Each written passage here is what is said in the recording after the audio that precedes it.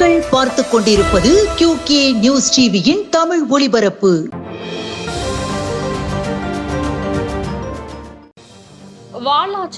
Walajah video அலுவலகத்தில் 82 திருநங்கைகளுக்கு அமைச்சர் காந்தி இலவச வீட்டுமனை பட்டா வழங்கினார்.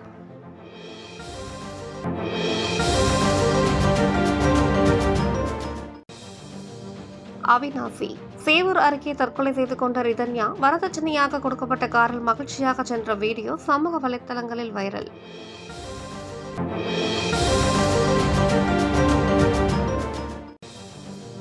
திருப்பத்தூர் 4 ஆண்டு சாதனைகளை கூறி மாடப்பள்ளியில் வீடு வீடாக சென்று உறுப்பினர் சேர்க்கையில் ஈடுபட்ட MLA நல்லதம்பி.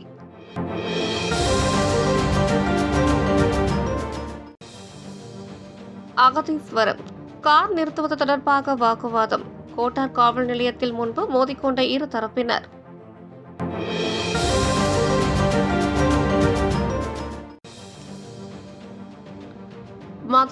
மதுக்கரை பகுதியில் அரசு பள்ளி மாணவர்களுடன் ஆட்சியர் பவன்குமார் கலந்துரையாடல்.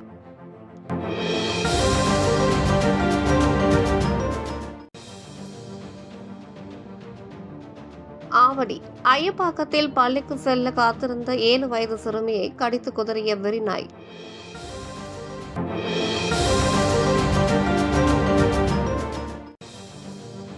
ஆவடி அம்பத்தூர் விஜயலட்சுமிபுரத்தில் மூதாட்டியிடம் 2 சவரன் தாலி சங்கிலி பறிப்பு. CCTV காட்சிகள் வெளியாகி பரபரப்பு.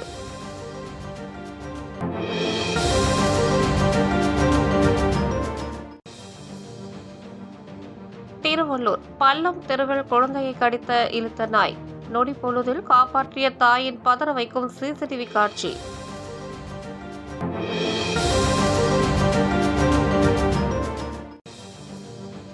ராமநாதபுரம் பாம்பன் தெற்குவாடி கடற்கரையில் ரூபாய் 1 லட்சம் மதிப்பிலான 132 கிலோ கடல் அட்டைகள் பறிமுதல்.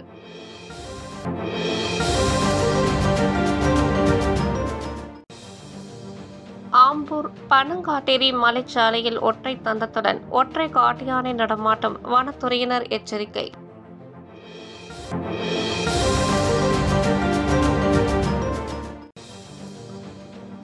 தமிழ்நாடு தலைமை செயலக சங்கத்தின் மேனாள் செயலாளரும் தலைவரும் மற்றும் தமிழ்நாடு அனைத்து அரசு அலுவலர்கள், ஆசிரியர்கள் மற்றும் உள்ளாட்சி பணியாளர்கள் சங்கங்களின் மாநில தலைமை ஒருங்கிணைப்பாளருமான கவிஞர் கடலூர் கோபாலபுரம் முனைவர் பீட்டர் அந்தோணிசாமி அவர்களின் பணி நிறைவு பாராட்டு விழா 30/6/2025 அன்று சீரும் சிறப்புமாக தலைமை செயலகத்தின் அனைத்து உயர் அதிகாரிகள், அலுவலர்கள் புடைச்சூழ விழா நடைபெற்றது.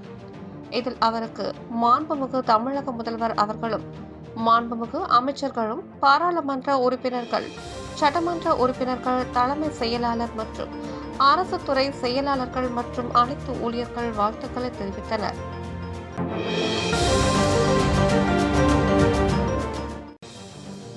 புதுச்சேரி சேதராப்பட்டு SVP அரசு மேல்நிலைப் பள்ளியில் மகாத்மா காந்தி முதுகலை பல் அறிவியல் கழகத்தின் மருத்துவர்கள் குழுவால் பல் பாதுகாப்பு மற்றும் போதைப்பொருள் பயன்படுத்துவதால் உடல் உபாதைகள் குறித்த விழிப்புணர்வு நிகழ்ச்சி நிகழ்த்தினர்.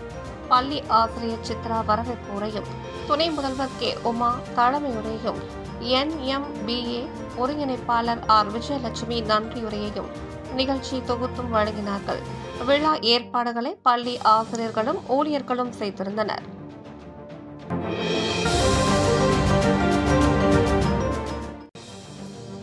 மூத்த குடிமக்கள் செயலி மூலம் பயன்பெறலாம். திருவண்ணாமலை கலெக்டர் அழைப்பு. இத்துடன் இந்த செய்தி தொகுப்பு நிறைவடைந்தது. நன்றி, வணக்கம்.